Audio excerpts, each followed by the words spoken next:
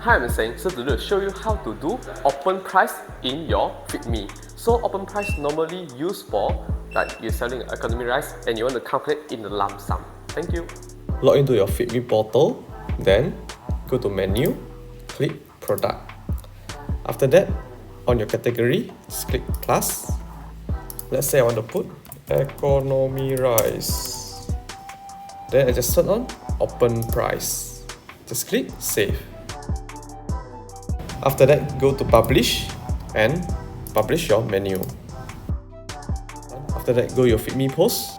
If you click economy rice, then you prop up the price. Let's say the total price for that plate is RM6.50. Just click save and click confirm. So it will show like this: economy rice RM6.50. If there's another plate, same method apply. So the price is RM4. Just click save and confirm. Then it will show like this.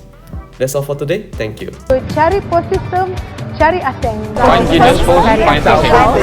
Aseng. 找 post system, 找 Aseng.